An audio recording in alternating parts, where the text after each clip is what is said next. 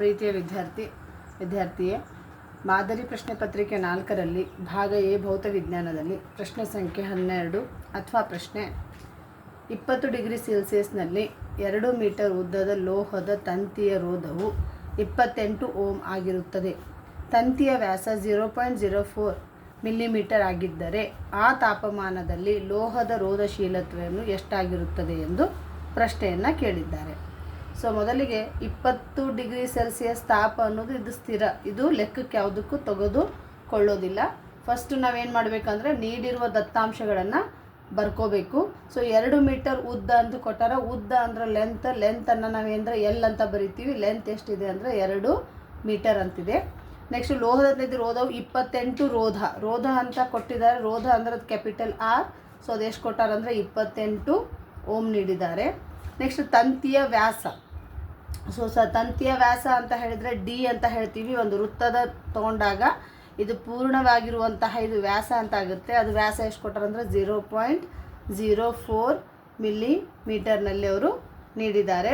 So ನಾವು ಏನು ಕಂಡುಹಿಡಿಬೇಕಾಗೈತಿ ಅಂತ ಹೇಳಿದ್ರೆ, ನಾವು ಕಂಡುಹಿಡಿಬೇಕಾಗಿದ್ದು ಅದರ ರೋಧಶೀಲತ್ವ ಅಂದರೆ rho is equal to question mark. So ನಮಗೆ ಗೊತ್ತಿದೆ ರೋಧಶೀಲತ್ವವನ್ನು ಕಂಡುಹಿಡಿಯುವಂಥ ಸೂತ್ರ rho is equal to R A upon L. ಈ ಸೂತ್ರದ ಆಧಾರದ ಮೇಲೆ ನಾವು ಕಂಡುಹಿಡಿಬೇಕು. ಸೊ ನಮಗಿಲ್ಲಿ ಆರ್ ಕೊಟ್ಟಾರ, ಎ ಅಂತ ಹೇಳಿದ್ರೆ ವಿಸ್ತೀರ್ಣ ಆಗುತ್ತೆ, ಎಲ್ ಕೊಟ್ಟಾರ. ಸೊ ಫಸ್ಟ್ ನಾವೇನು ಕಂಡುಹಿಡಿಬೇಕಾಗಿತ್ತು ಅಂದರೆ ವಿಸ್ತೀರ್ಣವನ್ನು ಕಂಡುಹಿಡಿಬೇಕಾಗೈತಿ. ಸೊ ವಿಸ್ತೀರ್ಣ ಇಸ್ ಈಕ್ವಲ್ ಟು, ಸಾಮಾನ್ಯವಾಗಿ ಯಾವಾಗೂ ತಂತಿ ಏನಿರ್ತೈತಿ ಅಂತ ಹೇಳಿದ್ರೆ ಉದ್ದವಾಗಿ ಇದ್ದಾಗ ಇದು ವೃತ್ತಾಕಾರದಲ್ಲಿ ತಗೋತೀವಿ. ಹಂಗೆ ವೃತ್ತದ ವಿಸ್ತೀರ್ಣ ಏನಾಗುತ್ತೆ ಅಂದರೆ ಪೈ ಆರ್ ಸ್ಕ್ವೇರ್ ಅಂತ ಆಗುತ್ತೆ. ಸೊ ನಮಗೆ ಯಾವಾಗೂ ಗೊತ್ತಿದೆ ಪೈ ಬೆಲೆ ಗೊತ್ತಿದೆ. ಪೈ ಬೆಲೆ 22/7 ಅಂತ ಆಗುತ್ತೆ. ಪೈ ಇಸ್ ಈಕ್ವಲ್ ಟು 22/7 ಅಥವಾ ಅದನ್ನು 3.14 ಅಂತ ಆಗುತ್ತೆ. ಸೊ ಇಲ್ಲಿ ಡಿ ಕೊಟ್ಟಿದ್ದಾರೆ ಅಂದರೆ ವ್ಯಾಸ ಕೊಟ್ಟಿದ್ದಾರೆ, ನಾವು ತ್ರಿಜ್ಯವನ್ನು ಕಂಡುಹಿಡಿಬೇಕು. ಸೊ ನಮಗೆ ಗೊತ್ತಿದ್ದ ಪ್ರಕಾರ ವ್ಯಾಸ ಇಸ್ ಈಕ್ವಲ್ ಟು D/2 ಅಂತ ತಗೋತೀವಿ. ಸೊ ಡಿ ಎಷ್ಟಿದೆ ನಮಗೀಗ 0.04 ಇದೆ. ಅಪಾನ್ 2 ಅಂತ ಮಾಡಿದಾಗ ನಮ್ಗೆ ಸಿಗೋ ಉತ್ತರ 0.02 ಅಂತ ಬರ್ತಿಲ್ಲ. ಕಡ್ತಾ ಹೊಡೆದಾಗ 0.02 mm. ಸಾಮಾನ್ಯವಾಗಿ ಇಲ್ಲಿ ಉದ್ದವನ್ನು ಮೀಟರ್ದಾಗ ಕೊಟ್ಟಿದ್ದಾರೆ ಅಂದರೆ ವ್ಯಾಸನೂ ಸಹ ನಾವು ಮೀಟರ್ದಲ್ಲೇ ಕನ್ವರ್ಟನ್ನು ಮಾಡ್ಕೋಬೇಕು. ಸೊ ಅವಾಗ ಏನು ಮಾಡ್ಕೋಬೇಕಂದ್ರೆ 2 ಇದನ್ನು ನಾವು ದಶಮಾಂಶದಲ್ಲಿ ಬರೆದಾಗ 100 ಆಗುತ್ತೆ ಇಂಟು 10 ಇಂಟು 1000 ಅಂದರೆ 1000 millimetre is equal to 1 metre. 1000 millimetre is equal to 1 metre ಆಗುತ್ತೆ.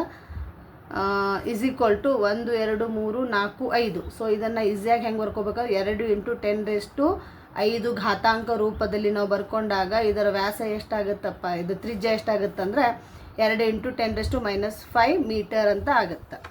ಸೊ ಹಾಗಾದರೆ ಏರಿಯಾ ಕಂಡುಹಿಡಿಬೇಕಾದ್ರೆ ವಿಸ್ತೀರ್ಣ A is equal to pi R square. Pi ಅಂದರೆ ಗೊತ್ತು 3 into 3.14 into 2 into 10⁻⁵ whole bracket square ಆಗುತ್ತೆ.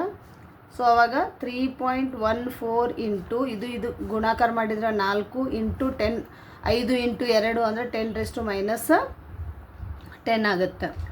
ಸೊ ಇವೆರಡನ್ನು ನೀವು ಗುಣಾಕಾರವನ್ನು ಮಾಡ್ಕೊಂಡ್ರಿ ಅಂತ ಹೇಳಿದ್ರೆ ಎಷ್ಟಾಗುತ್ತೆ ಅಂದ್ರೆ 4 4 16, 4 4 4 5, 4 3 12 ಅಂದರೆ 12.5 ಇಂಟು 10⁻⁻10 ಇದರ ಎ ಬೆಲೆ ಅಥವಾ ವಿಸ್ತೀರ್ಣವನ್ನು ಕಂಡುಹಿಡಿದ್ವಿ. ಸೊ ಹಾಗಾದರೆ ನಾವು ರೋ ಅನ್ನು ಕಂಡುಹಿಡಿಬೇಕಾದ್ರೆ rho is equal to R A upon L ಆಗುತ್ತೆ. ಆರ್ ಅಂದರೆ ಎಷ್ಟು ಕೊಟ್ಟಿದ್ದಾರೆ ಅವರು 28 ಕೊಟ್ಟಿದ್ದಾರೆ. ಎ ಅಂತ ಹೇಳಿದರೆ ಕಂಡು ಹಿಡಿದೀವಿ 12.56 ಇಂಟು 10⁻⁻10 ಅಪಾನ್ ಎಲ್ ಅಂತ ಕೊಟ್ಟಿದ್ದಾರೆ 2 ಹಾಕ್ತೀವಿ. ಸೊ ಅವಾಗ ಕಡ್ತಾ ಹೊಡಿತೀವಿ. 2 1 2 14 ಮಾಡ್ತೀವಿ. ಸೊ ಅವಾಗೇನು ಬರುತ್ತೆ 14 ಇಂಟು 12.56 ಇಂಟು 10⁻⁻10 ಅಂತ ಬರುತ್ತೆ.